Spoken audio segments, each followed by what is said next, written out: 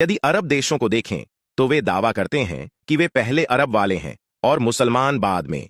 Iran में वे पहले ईरानी और बाद में मुस्लिम होने का दावा करते हैं। तुर्क नस्ल वाले देश जैसे अजरबैजान, तुर्की के लोग दावा करते हैं कि वह तुर्क पहले हैं और मुसलमान बाद में। बहुत सारे मुस्लिम देशों में यह बुद्धिमत्ता है, लेकिन पाकिस्तान में वे खुद को पंजाब में पंजाबी, सिंध में सिंधी, बलूचिस्तान में बालूची आदि कहते हैं। वे पहले भारत से नफरत करने वाले हैं, बाद में मुसलमान और उसके बाद पाकिस्तानी। पाकिस्तान को अपना नाम कैसे मिला? पाक का अर्थ है पवित्र और पाकिस्तान का अर्थ पवित्र स्थान है। यह नाम चौधरी रहमत अली ने दिया था।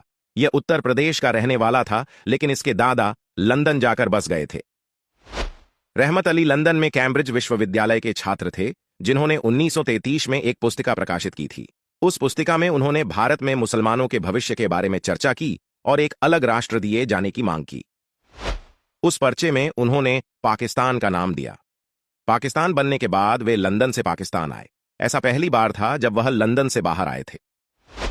उन्होंने जब पाकिस्तान सरकार का रवैया देखा, तब उन्होंने पाकिस्तान सरकार पर हिंदुओं और सिखों के कत्लेआम को लेकर टिप्पणी की और कहा कि पाकिस्तान सरकार जानबूझकर हिंदुओं और सिखों का कत्लेआम नहीं रोक रही है। रहमत अली का मानना था, हिंदुओं और सिखों को बाइज्जत पाकिस्तान से भारत भेज दिया जाए, लेकिन पाकिस्तान सरकार जानबूझकर हिंदुओं का कत्लेआम करवा रही थी।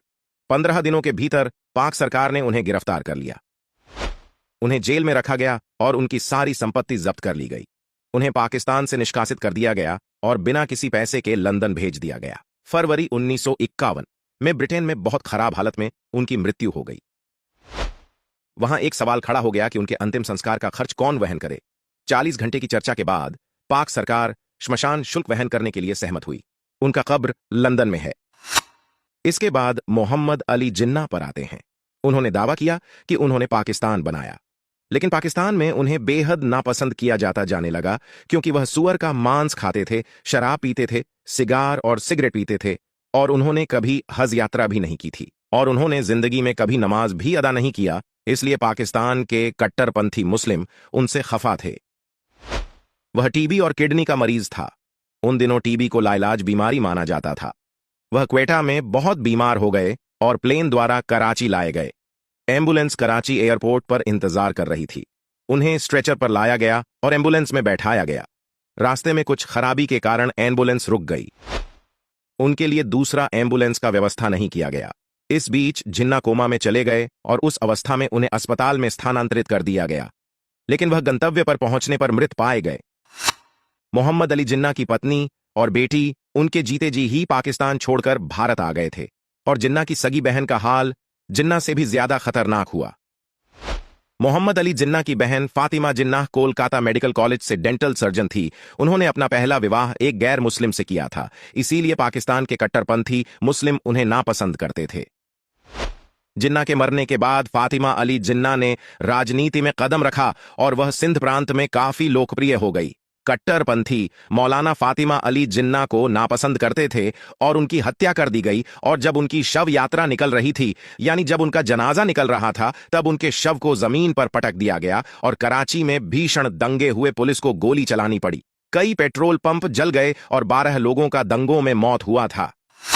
अब हम लियाकत अली खान पर आते हैं। वह पाकिस्तान के लिए लड़ने वाले व्यक्तियों में से एक थे। लियाकत अली खान भी उत्तर प्रदेश का रहने वाला था और अलीगढ़ मुस्लिम विश्वविद्यालय का छात्र था।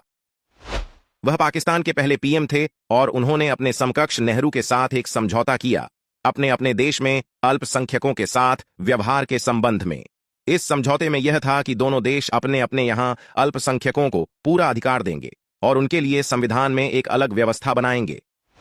लेकिन इस समझौते से पाकिस्तान के कट्टरपंथी मुस्लिम बेहद नाराज हो गए और उनकी हत्या कर दी गई। और आश्चर्य इस बात का कि हत्यारों को मात्र कुछ सालों बाद जेल से रिहा कर दिया गया, और रिहा होने पर हत्यारों का शानदार स्वागत हुआ था।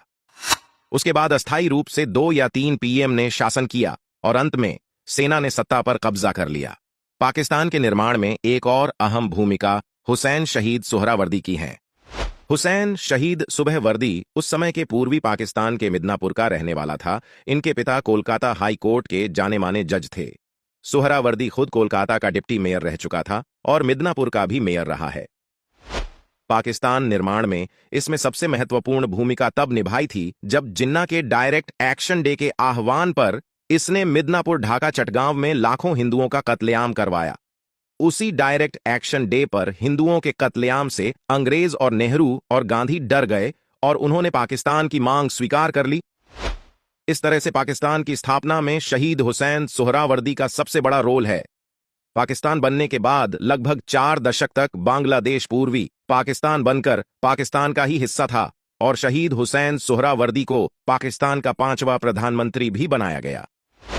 इसने उर्दू के साथ साथ बंगाली को भी पाकिस्तान की राजभाषा बनाने का प्रस्ताव पेश किया, जिससे पाकिस्तान के कट्टरपंथी मुस्लिम इसके खिलाफ हो गए और सेना ने भी इसके खिलाफ विद्रोह कर दिया और मात्र 13 महीनों में इसे सत्ता से बेदखल कर दिया गया। यहां तक कि इनके एक बेटी और बेटे की हत्या भी कर दी गई। बाद में इन्हें पाकिस्तान से निष्कासित कर दिया गया और ये लेबनान के बेरूत में रहने लगे और वही बेरूत में गुमनामी में इनका निधन हुआ। फिर बाद में जब एक नया देश बांग्लादेश बना तब बांग्लादेश सरकार ने बेरूत से इनकी कब्र को खुलवाकर इन्हें वापस ढाका में दफन किया। पाकिस्तान की स्थापना में बैरिस्टर जफरुल्लाह खान का भी बहुत बड़ा रोल है। यह एक अहमदिया मुस्लिम थे और जाने माने बैरिस्टर थे। उन्होंने कई मंचों पर तथा अंग्रेजी सरकार के सामने पाकिस्तान की जरूरत को लेकर काफी बहस किया। उन्होंने विदेशों में भी पाकिस्तान के निर्माण के लिए ब्रिटिश सरकार पर दबाव डाला। पाकिस्तान बनने के बाद जफरुल्लाह खान को पाकिस्तान का पहला विदेश मंत्री बनाया गया, लेकिन बाद में कट्टरपंथियों ने अहमदिया को गैर मुस्लिम घोषित कर दिया और इन्हें पाकिस्तान का नागरिक मानने से इनकार कर दिया। जब जफरुल्लाह खान ने जब इसके खिलाफ आवाज उठाई तब उन्हें 3 सालों तक जेल में बंद कर दिया गया और बाद में इस शर्त पर रिहा किया गया कि वह पाकिस्तान छोड़कर विदेश चले जाएंगे और जफरुल्लाह फ्रांस चले गए। इस तरह जितने भी लोगों ने पाकिस्तान बनाने में सबसे महत्वपूर्ण भूमिका निभाई थी, सबका हाल किसी खरजवा बीमारी से पीड़ित कुत्ते से भी बदतर हुआ।